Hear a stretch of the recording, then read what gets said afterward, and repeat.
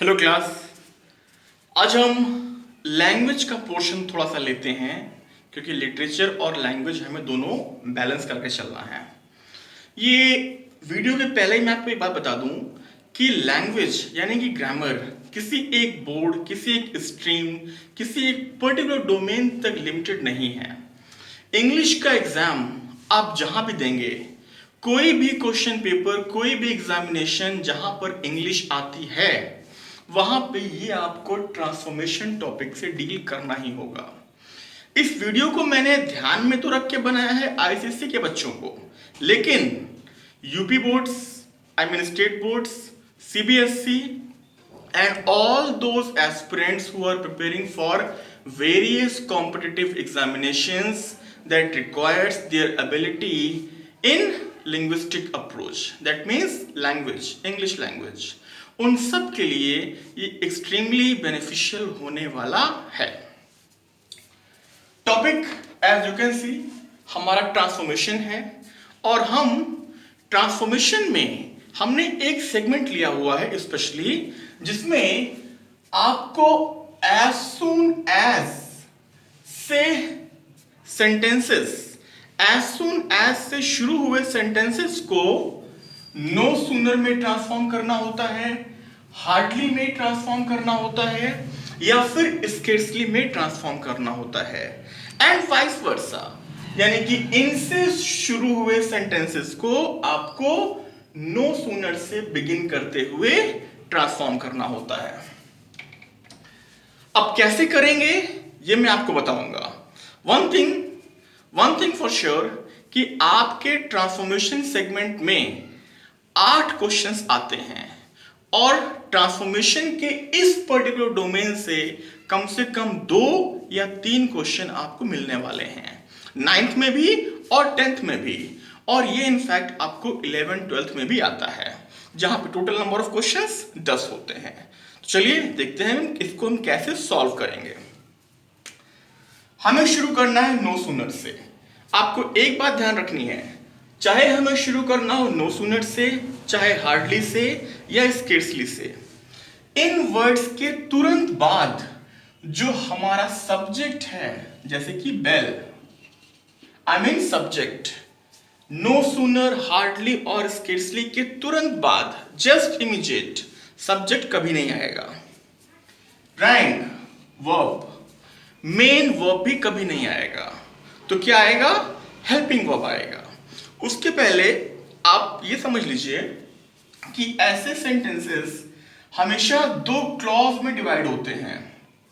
ये हमारा clause number 1 है और ये दोनों क्लॉज जो है ये कॉमा से सेपरेट किए जाते हैं। तो ये हमारा the children rushed out of the class, ये पूरा पोर्शन हमारा क्लॉज 2 है। इस तरह की ट्रांसफॉर्मेशन में क्लॉज 2 रिमेन्स अनचेंज्ड। हमें क्लॉज 2 में कोई भी चेंज करना ही नहीं होता है, यानी कि सारे के सारे चेंजेस हमें कहां करने होते हैं? सारे के सारे चेंजेस हमें सिर्फ क्लॉज 1 में करने होते हैं। 90% स्टूडेंट्स गलती यहां पे करते हैं कि वो नो सूनर के तुरंत बाद सब्जेक्ट लेके आते हैं या वर्ब लेके आते हैं। बिल्कुल नहीं। आप यहां पर देखिए कि जो आपका क्लॉज 1 है ये किस टेंस में है? As soon as the bell rank.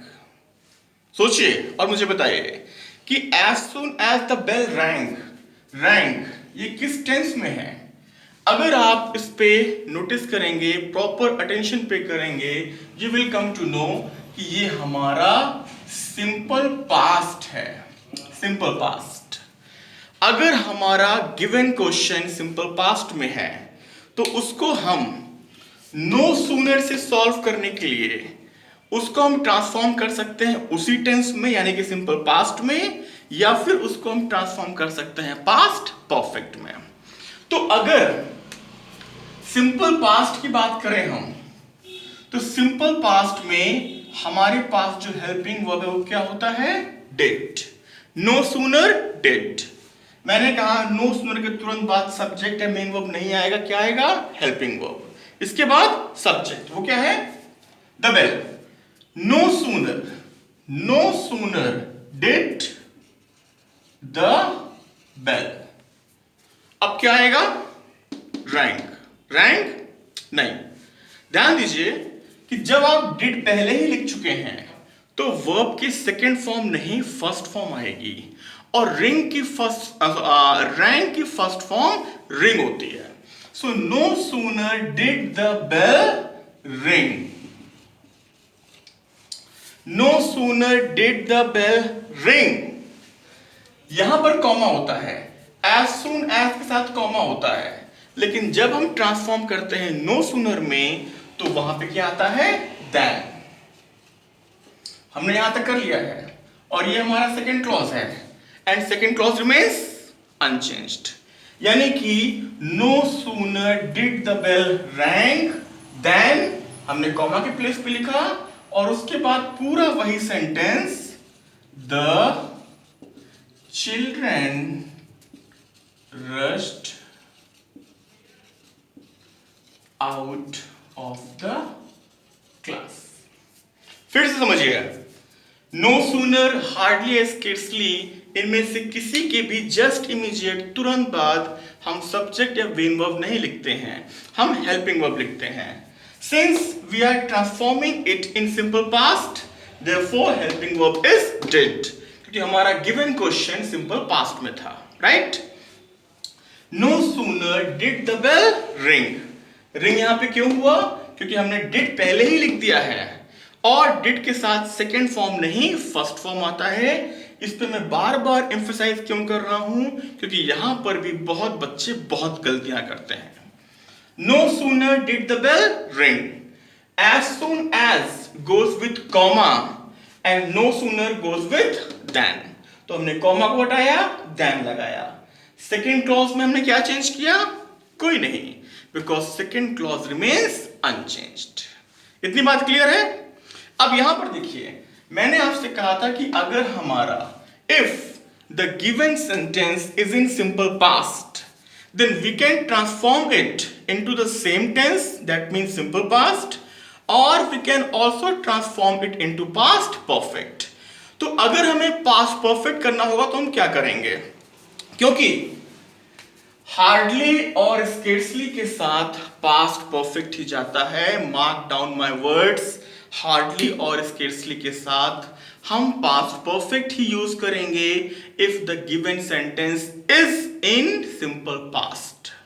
वहां पे हम ट्रांसफॉर्मेशन सिंपल पास्ट का सिंपल पास्ट में नहीं करेंगे, we shall use past perfect. अब यहां पर देखिए, हमें अगर पास्ट परफेक्ट में करना होगा तो सिर्फ दो चेंजेस होंगे। आपको पता है कि टेंसेस में सिर्फ हेल्पिंग वर्ब और मेन वर्ब का ही चेंज होता है। तो यहां पे हम क्या करते हैं इसको? No sooner did, did simple past है, पास्ट परफेक्ट में क्या होगा? सोचिए और बताइए। ये होगा हमारा हैड। हैड के साथ क्या वर्ब की फर्स्ट फॉर्म आएगी? कभी नहीं। हैड के साथ हमेशा थर्ड फॉर्म आएगी, रिंग, रैंग, रंग। तो ये हो जाएगा हमारा रंग। तो हमारा पूरा आंसर क्या हो जाएगा पास्ट परफेक्ट में? No sooner had the bell rang then the children rushed out of the class. क्या इतनी बात क्लियर है? अगर इतनी बात आपको क्लियर है तो आपको इस तरह के क्वेश्चंस सॉल्व करने में ज्यादा प्रॉब्लम नहीं होगी। मैंने आपको एक चीज बता दिया है कि हार्डली और स्केर्सली के साथ सिंपल पास्ट नहीं पास्ट परफेक्ट यूज करते हैं, और दूसरी चीज ये है कि वहां पे हम कॉमास को रिप्लेस करके देन नहीं लगाते, वहां पे हम कॉमास को रिप्लेस करके व्हेन लगाते हैं। हार्डली के साथ ओनली व्हेन, और स्केर्सली के साथ व्हेन के साथ साथ हम बिफोर का भी यूज कर सकते हैं, that means either of them. तो अगले सेगमेंट में मैं आपको दिखाऊंगा कि कैसे हम हार्डली और स्केर्सली के साथ सेंटेंस को फ्रेम करते हैं। अभी आप इसको देखिए, और आपके पास जो भी लैंग्वेज की बुक है ग्रामर की, वैसे मैंने अपने 10-11 साल के करियर में देखा हुआ है कि मोस्टली बच्चों के पास टोटल इंग्लिश होती है।